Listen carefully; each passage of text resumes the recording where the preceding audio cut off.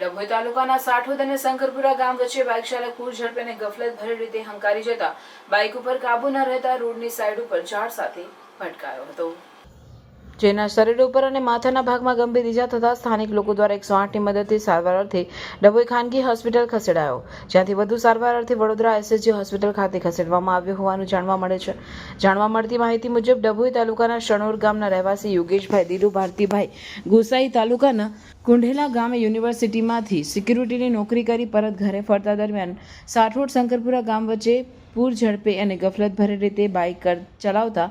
દરમિયાન બાઇક ઉપર કાબુ ગુમાવી દેતા રોડની સાઈડ ઉપર ઝાડ સાથે બાઇક અથડાતા અકસ્માત સર્જાયો હતો। બાઇક ચાલક પૂર ઝડપે અને ગફલતભરી રીતે હંકારી જતા બાઇક ઉપરથી કાબુ ગુમાવતા રોડ ઉપર ફંગોળાઈ ગયો હોવાથી શરીર અને માથા ઉપર ગંભીર ઇજાઓ પહોંચતા સ્થાનિકો દ્વારા 108માં પ્રથમ ડભોઈ સારવાર અર્થે ખસેડવામાં આવ્યો હતો, જ્યાંથી વધુ સારવાર માટે વડોદરા એસએસજી હોસ્પિટલ ખસેડવામાં આવ્યો હોવાનું જાણવા મળે છે।